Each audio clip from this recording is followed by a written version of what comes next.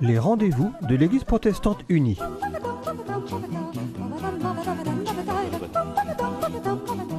Bonjour à toutes et à tous. J'ai donné rendez-vous aujourd'hui à Christine Munch pour redécouvrir, pour poursuivre avec Martin Luther. Nous avions eu précédemment une émission donc à réécouter pour tous ceux qui voudront. Nous allons échanger aujourd'hui sur l'expérience personnelle de Luther et puis aussi les écrits, les livres que Martin aurait pu nous laisser. Oui. Vous voulez donc, nous en parler, Fatime ? Je vous en prie. Voilà, donc je suis luthérienne. Aujourd'hui, évidemment, je me dis protestante et encore plus chrétienne. Mais j'ai été élevée chez les luthériens, dans une paroisse luthérienne. Et c'est là que j'ai découvert la foi et que j'ai découvert Luther, cet homme qui, pour moi, est vraiment un maître au niveau de la foi. Parce que je trouve que c'est quelqu'un qui a su vraiment ouvrir son cœur au salut par la grâce. Et pour moi, c'est ce que tous les chrétiens ont à vivre. Et c'est clair que si aujourd'hui Luther était parmi nous, il ferait partie de l'Église chrétienne qu'on peut souhaiter unie. Voilà. Donc on a vu un peu ce parcours de Luther, mais aujourd'hui on va plutôt parler de la fin de sa vie et de ses livres. Donc même si vous n'avez pas écouté l'émission d'avant, c'est pas très grave. Voilà, Luther, donc je fais un tout petit résumé, c'était un moine catholique, un prêtre, qui à un moment a découvert que ce qu'on faisait croire aux chrétiens, c'était vraiment une image déformée de Dieu, d'un Dieu très sévère qui punissait et qui obligeait à des pénitences et encore plus à donner de l'argent pour être sauvé de l'enfer et du purgatoire. Et Luther a dit, mais ce Dieu-là, on ne peut pas continuer à... Donc il a voulu le partager dans l'Église catholique. À l'époque, ça a été compliqué parce que il s'y est probablement mal pris et...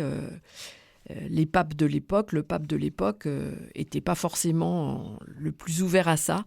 Et malheureusement, du coup, il y a eu cette séparation où Luther a été obligé de dire moi, je peux pas continuer à marcher avec une église qui fait croire des choses qui sont des tels mensonges sur Dieu. Ouais, c'est ça.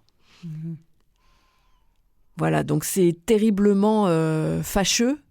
On aurait préféré, bien sûr, que ça puisse rester dans l'Église. Et c'est vrai que l'Église catholique a fait son chemin. Il y a eu le Concile de Trente, il y a eu tous les conciles après, il y a eu Vatican II. Et aujourd'hui, bien évidemment, les protestants et les catholiques peuvent vraiment prier ensemble. Ils se reconnaissent vraiment dans la même parole de Dieu et le même Jésus-Christ. Oui, on a le Alléluia. Alléluia, oui. Voilà. Pour autant, ce que je trouve intéressant en tant que luthérienne, moi, et que protestante, c'est de dire, mais est-ce qu'il n'y a qu'une seule façon de concevoir l'Église ? Parce que Jésus-Christ est Dieu, Jésus-Christ est divin, mais l'Église, c'est quand même fait de nous, êtres humains. Et il se trouve que chez les catholiques, il y a des choses magnifiques qui sont données. Et moi, je pourrais régulièrement me dire... je serais aussi très bien dans l'Église catholique, mais il y a aussi chez les protestants des différences, notamment pour moi au niveau de l'organisation de l'Église, au niveau des ministères, puisque entre le prêtre et le pasteur, il y a quand même des grosses différences, puisque un pasteur, c'est juste une fonction. Il peut être marié, avoir des enfants, il peut s'arrêter d'être pasteur et faire un autre travail. C'est pas du tout la même chose que l'ordination d'un prêtre à vie. Et le célibat d'un prêtre. Donc, il y a quand même des grosses différences. Chez les protestants, les responsables sont élus et changent tous les 4 ans, 8 ans, 20, 10 ans, je ne sais pas. Mais en tout cas, tout ça, ce n'est pas à vie. Donc, c'est quand même une grosse différence de fonction. Et je pense des deux côtés, il y a des avantages et des inconvénients. Alors, petit à petit, quand Luther tenu ses propos, a écrit ses livres. Ça s'est trouvé à cette époque-là où beaucoup de gens cherchaient le sens de leur vie, le sens de leur vie de foi. Mm-hmm. Et pendant que Luther était au château de la Wartburg, donc j'ai dit, il avait beaucoup écrit. Et tous ces écrits se sont répandus. C'est aussi le moment de la naissance de l'imprimerie, XVIe siècle. Et du coup, ça a permis que les écrits de Luther soient propagés tout autour, en Allemagne, mais aussi en France, en Europe. Mm-hmm. Voilà. Et donc, Luther a eu, par exemple, une controverse avec Erasme, qui avait écrit un traité du libre arbitre. Et Luther, lui, a écrit un livre de la liberté du chrétien, où il parlait du serf arbitre. Donc, il y avait des discussions philosophiques entre qu'est-ce que c'est que la vraie liberté, jusqu'où ça peut aller. Et tout ça, c'est des idées qui ont circulé en Europe.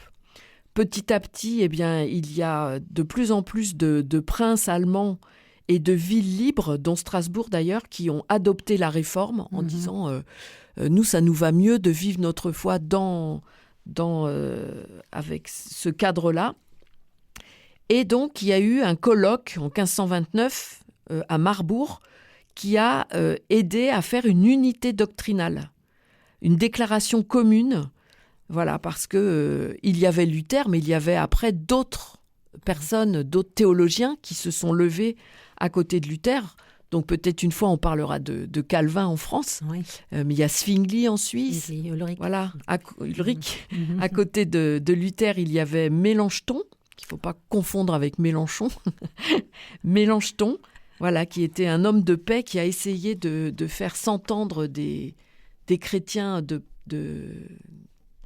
spiritualité un peu différente. Mélenchthon, il a vécu aussi au début du XVIe siècle.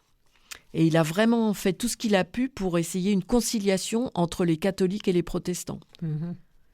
Et il y a un texte d'ailleurs qui a été écrit à ce moment-là, qui s'appelle la Confession d'Augsbourg en 1530, qui est un monument justement sur lequel on peut s'appuyer pour discuter, pour essayer de mieux s'entendre. Mm-hmm. Voilà.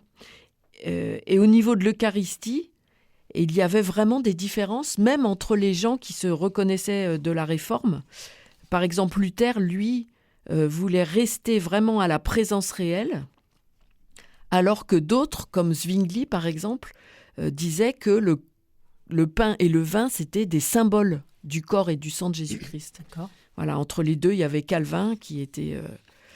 Donc, ça discutait beaucoup et il y avait beaucoup d'échanges. Voilà.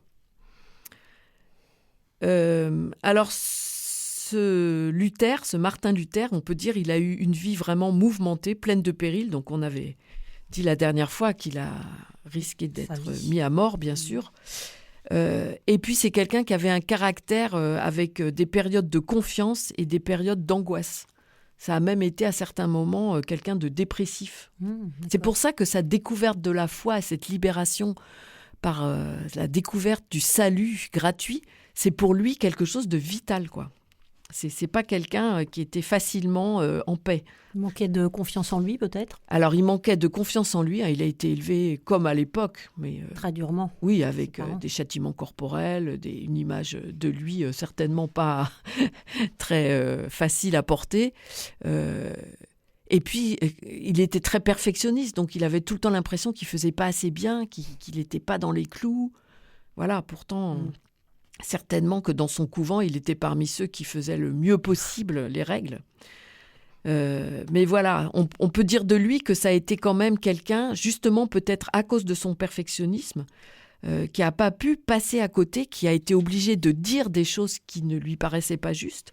Donc ça a été vraiment quelqu'un de contestataire. Ça, c'est un trait caractéristique de Luther et qui a été condamné donc, pour hérésie par l'Église catholique, puisqu'il refusait l'autorité catholique. Il a pris vraiment conscience de sa mission et il a pris à bras-le-corps, hein, donc effectivement assez risqué. Ben oui, il s'est senti vraiment appelé par Dieu à transmettre ça, oui. Voilà, donc on avait dit aussi, hein, c'est quelqu'un qui, pendant la guerre des paysans, a pris le parti des princes. Donc c'est discutable. Plutôt que celle des serfs, des paysans. Oui, plutôt que celle des paysans. En fait, lui, la réforme, c'était un peu son bébé quelque part. Et donc, il voulait vraiment éviter tout ce qui pouvait la mettre par terre. Parce qu'il disait, c'est une trop grande chance pour que l'Église tout entière se réforme. Il faut continuer dans ce chemin-là. Et donc, quand il a vu cette guerre des paysans avec tous les massacres et qu'il y avait et tout, il a dit, il faut l'arrêter le mieux possible, le plus vite possible. Et donc, c'est comme ça qu'il a pris le parti des puissants pour arrêter ça. C'est très discutable. Il ne voulait pas revenir en arrière. Quand il ne voulait pas revenir... Non, c'est ça. Il avait peur de ça. Et puis, on peut dire en troisième trait de caractère, c'est vraiment quelqu'un qui a fondé les principes d'organisation d'une église renouvelée. Puisque cette église protestante, ça fait quand même maintenant 5 siècles qu'elle fonctionne. Il y en a dans le monde entier et ça marche. Voilà. Après, il faut toujours faire attention quand on ouvre plus de liberté à ce qui est bien sûr des dérives sectaires ou des prises d'autorité. Et donc l'Église protestante, elle aussi, doit mettre en place quand même des responsables, des conseils, des synodes pour prendre les décisions ensemble et pour, par exemple, dans une Église protestante, c'est pas le pasteur qui est responsable de l'Église. Le pasteur est responsable du message qui est donné, mais toute l'organisation, la vie de la paroisse, c'est un conseil presbytéral avec un président, un vice-président, voilà, qui est responsable de la paroisse. Alors, juste pour en finir, on va écouter un morceau de musique de Luther, bien sûr. Je voudrais juste, avant de finir de parler de lui, dire c'était un universitaire brillant, donc il a fait des études brillantes, il a été professeur de théologie, donc un théologien avisé, un prédicateur, un écrivain, on pourrait dire doué pour s'exprimer, parce que vraiment ses textes ont été lus par beaucoup et ses prédications étaient très suivies, parce qu'il avait un langage simple. C'est quelqu'un, alors des fois un peu cru d'ailleurs son langage, on peut le dire, mais il savait aussi bien s'exprimer en latin qu'en allemand dans la langue du peuple, et il savait intéresser les gens vraiment. Donc accessible à tous, quoi. Accessible à tous, et avec le souci vraiment que tous puissent comprendre participer. Voilà. Donc une œuvre écrite considérable, plus de 600 titres, tous ces livres au service de ce message religieux qui lui tenait à cœur. Et comme musicien, donc, il a composé 36 cantiques en allemand qui peuvent être chantés par l'Assemblée. Et ce faisant, il a contribué vraiment à développer la musique allemande. Voilà, donc on va écouter le cantique de Luther qui s'appelle « C'est un rempart que notre Dieu ».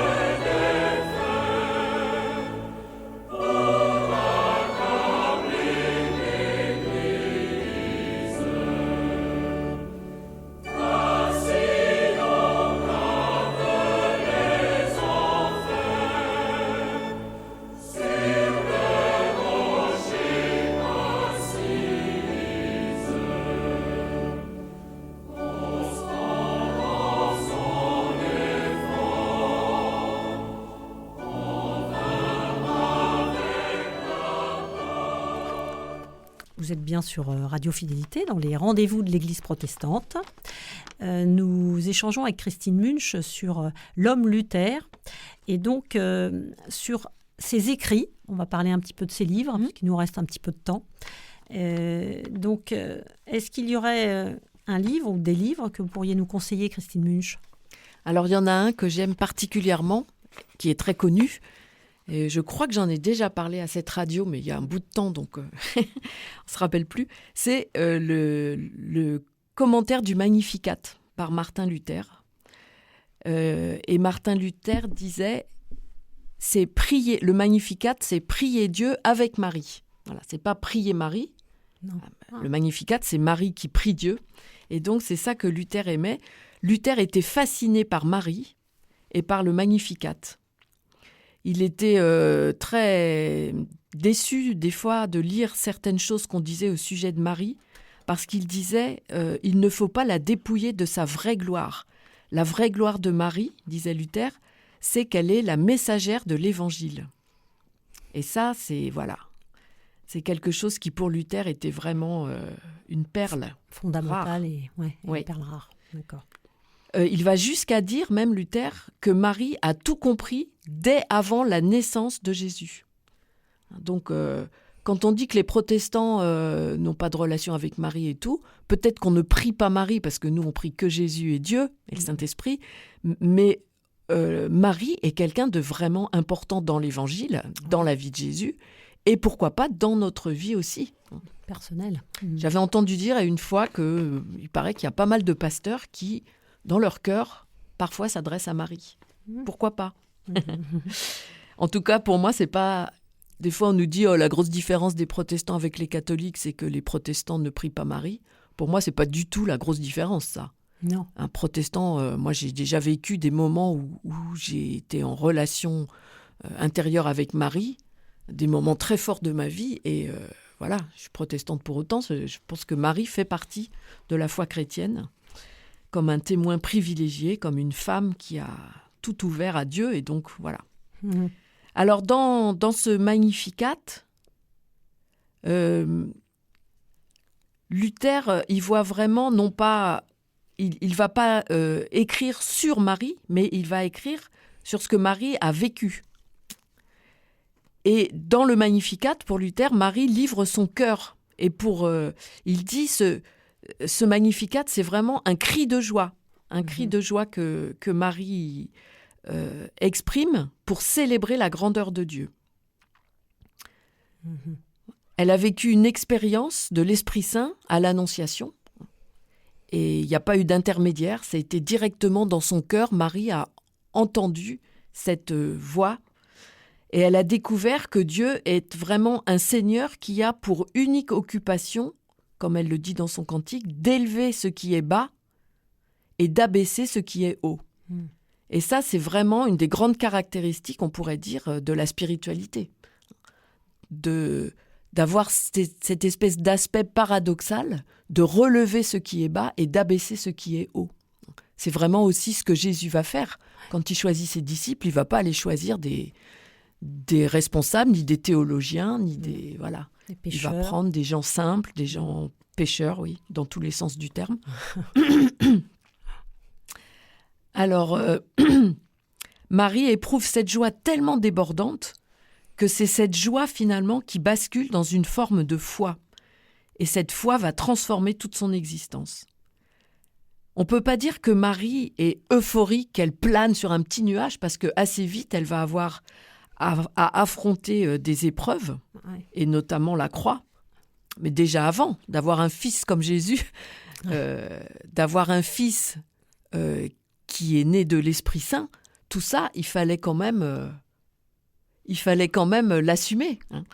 Donc la vie de Marie n'est pas forcément facile, mais en tout cas, ce qui est magnifique avec elle, c'est qu'elle sait qu'à tout prix, et quoi qu'il arrive dans sa vie, elle fera confiance à Dieu.